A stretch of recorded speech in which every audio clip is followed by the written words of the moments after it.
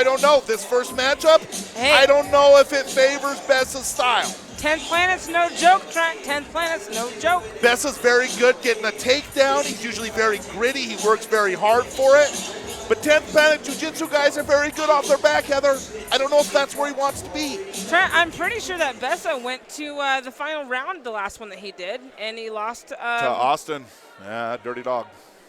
Austin cheated him out of a victory. Pretty sure it was Jason Gray. Okay, well, he could have done it too. He could have done it too. Well, I don't know if there's anything. There's Bessa taking a shot, trying to turn the corner. Pretty sure it was his Jason opponent says no, I don't think so. Hops by very light on his feet. Bessa now tries tying him up, slowing him down a little bit. Bessa is very technical, Trent, isn't he not? Well, look how there he is. But I think he's going to have to do it off a tie because his opponent here is very quick on his feet. Yeah. Do you know, do you have a pedigree on this? Sam Hardy? Yes. You know, unfortunately I don't, but you know what, Trent, you don't need to know much more besides the fact that he's 10th Planet. I mean, that's just really what it comes down to. Oh, they're always game. But you know what? Bessa runs the program for the most part over at 503 West Coast Academy for the Jiu-Jitsu program. And maybe Bessa, being gritty, just like I said, Heather. Bessa's a 2-1 pro, Trent. And he's a grinder, man. He doesn't mind going to decision. He'll go to decision. He'll grind it out, and he will perform. And you know what? Probably one of the better cardio trained, conditioned athletes. Conditioned. I mean, the guy just doesn't panic. He can go 10 rounds. I mean, like he goes 10 rounds, and he's still sweating. He's like, okay, coach, can I go a couple more type thing. It's just crazy. He's the few, the proud, the dedicated, man. I mean, he's just really. Here he is on top. He looks like he has his opponent's left arm kind of trapped him there. I can't tell if his opponent was trying to go for an underhook like a Jeff Monson. Okay, he was. Now he ties up that right arm of Bessa. Looks like he's going to try and roll to our right, Heather. He's got that arm tied up, and he's got his elevators in.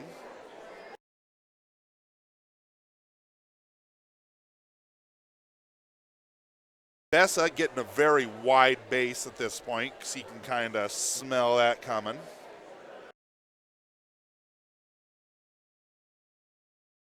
It's kind of resulting in a little bit of a stalemate.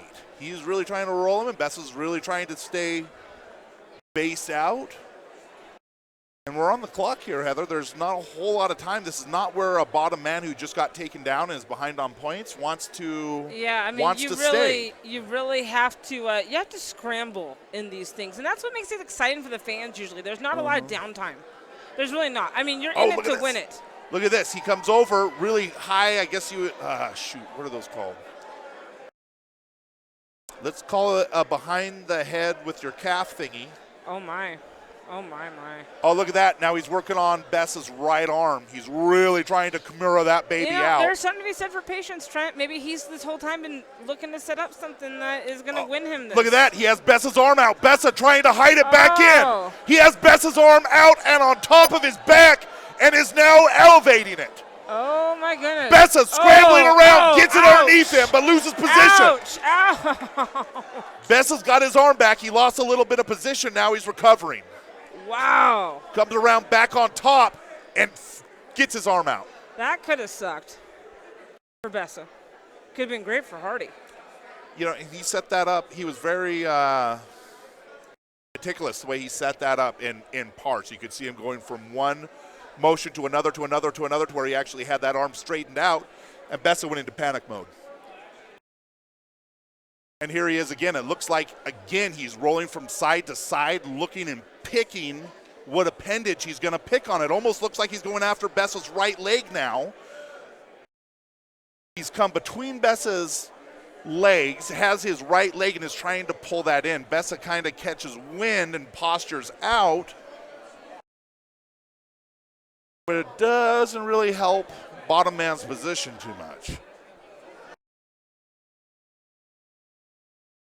He's trying to make Bessa do the splits at this point. I don't know. I think that's called a banana split. I don't know really what it's called. It's one of these crazy jiu-jitsu moves. It's not Bessa's first rodeo, though. I'm pretty sure he's a purple belt, Trent, and well-earned as well. You know, I mean, he's just. Bessa on top grinding. Has full mount now and has grapevines in. And I believe JT Taylor just counted off points for that. Bessa now has one arm around the neck, or around the back of the neck. I saw him start to thread in his hand underneath the chin. It looked like, they call it a box choke or something like that. But he's just dominating right now, Heather. There's not a whole lot his man on the bottom can do. I mean, he's doing everything he can do, from sweeps to rocking back and forth. And man, I'll tell you what, that was just dominating by Bessa.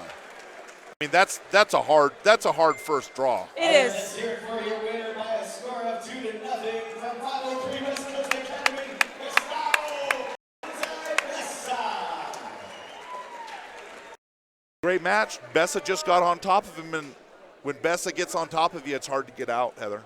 Yes, he's such absolutely. a grinder, and he's such a worker. It's just tough. He's not one of those guys you can really get off balance and shake, because he's always moving, getting balanced in his positions. It's just, he's tough. I've rolled with him before. He's tough. You rolled with Bessa, huh? Oh yeah, we used to roll all the time. Yeah. That's quite the weight class cut for you, Trent. Yeah. Well, I mean, 3 West Coast Jiu-Jitsu.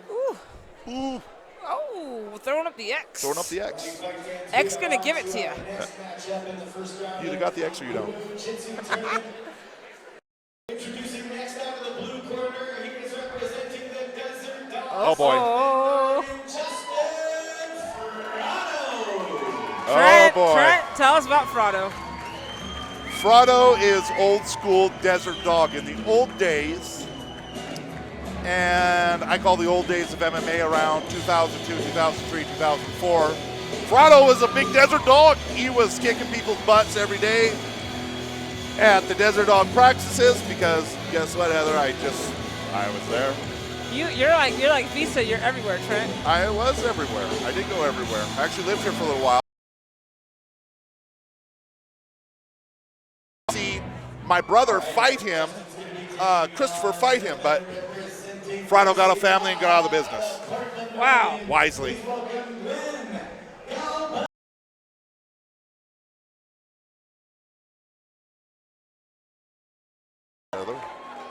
I do. Tell us. Glenn Gabasini is out of Gracie Baja. He is no joke, been around for a long time, just like Frado. This is a good matchup, Trent. Okay. This is a good match. I'm a sleeper. A lot of people don't know who he is, but guess what? Tonight they will. Does he have MMA fights? Nope. Oh. Frado has MMA fights. Yeah, it doesn't matter much when you're grappling.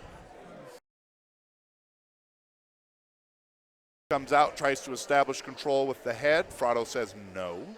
Frado now ties up head first, pushes Frado against the cage.